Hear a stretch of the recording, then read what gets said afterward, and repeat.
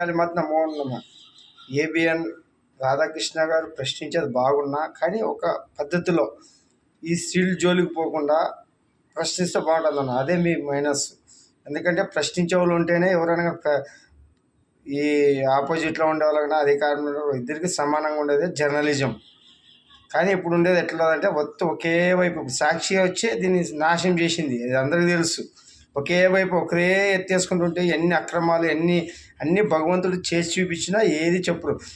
ఆస్తులు ఎక్కడి నుంచి వచ్చినవి, 2004 వరకు రాజశేఖర రెడ్డి గారు ఆస్తులు ఏమి వాళ్ళు ఎవరు చెప్పరు. తర్వాత 2009లో మనకి చంద్రబాబుకి ఏం చెప్పినాడు తెలుసా? రాజశేఖర రెడ్డి గారు టీడీపీలో నువ్వు ఒక్కడే మిగులుతావు, నీ పార్టీ కాలవుతుందని చెప్పినాడు. మళ్ళీ అవన్నీ కర్మ ఈజ్ రిటర్న్. ఎవరిని ధర్మం ఉంటేనే వెలిగించేది భూమి మీద భగవంతుడు. తెలుసుకోండి ఒకసారి. ఇప్పుడు ఉండేవాళ్ళు కూడా మీరు కూడా మాయలో ఉండారు. అధికారం అనే దాహంతోన అధికారం కోసము ఈరోజు జగన్ గారు వాళ్ళు ఏం లెక్కలేస్తున్నట్టు అమరావతిని ఎంత హీనంగా చూస్తున్నారంటే అవమానిస్తున్నారు. మన రాష్ట్ర రాజధానిని అవమానిస్తున్నారు. ఈరోజు చట్టబద్ధత ఎందుకు చేశారంటే గతంలో ఇట్లా వస్తారని అనుకోలేదు. అమరావతిని ఒప్పుకొని రైతులకు న్యాయం చేస్తాం, నన్ను ఈడే ప్యాలెస్ కనుక్కోవడానికి నమ్మిన దానికి ఇట్లా ఎవరు చట్టబద్ధత చేయలే.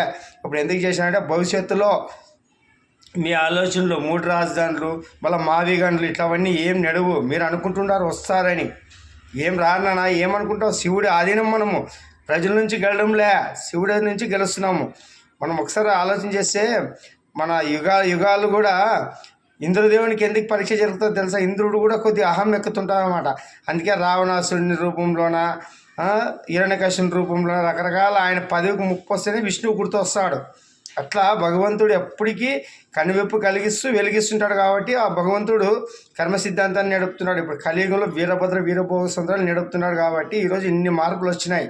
జనాలకు రోగాలు కానీ, దరిద్రం కానీ, సమస్యలు కానీ, మనశ్శాంతి లేకపోవడం కానీ, ఇవల్ల ఇప్పుడు మీరు చేసుకునే శాస్త్రాల వల్ల వస్తుండదు. గత జన్మలో కర్మఫలం బట్టి ఈ శరీరం వచ్చింది. కానీ దీన్ని కర్మలు పెంచుకొని రకరకాలుగా హీనంగా తయారైపోతున్నారు. అనారోగ్యం పాలవుతున్నారు, ఆరోగ్యాలు క్షీణిస్తున్నాయి, అర్ధాశలు అవుతున్నాయి, ఆకస్మిక మరణాలు, ఇవన్నీ కారణాలు ఉన్నాయి. వస్తున్నాడు వీరభోగ సంత్రాయాలు. ఆయన వచ్చి అన్నీ హితబోధ చేస్తాడు. నా తండ్రి గురువు గారు వీరభోగ సంత్రాయాలు. ఈరోజు ఈ అధికారం కోసమే కదా. చెల్లి లేదు, అక్క లేదు, అన్న లేదు, తమ్ముడు లేదు, అంతా బంధు ప్రీతి లేకుండా, తల్లిదండ్రులు లేకుండా, గౌరవం లేకుండా ఎట్లా అధికారం కోసం ఎంతవరకైనా బడదెక్కిస్తున్నారు. కాబట్టి అటువంటి రాజకీయం జరుగుతుంది. కాబట్టి ఈ రాజకీయాన్ని స్వస్తి పలికించారు. 2029లో వీరభోగ వసంతరాయలు ఐపీఎస్ ఐసీలతో పాలిస్తాడు. 2029 ఎలక్షన్ ఉండు. జై వీరభద్ర కాళీ మాత నమో నమః. ఇప్పుడు అన్ని మార్పులు చూస్తాము. భవిష్యత్తు అన్నీ అర్థమవుతుంది. ఆయన చేతులు అన్నీ ఉంటాయి.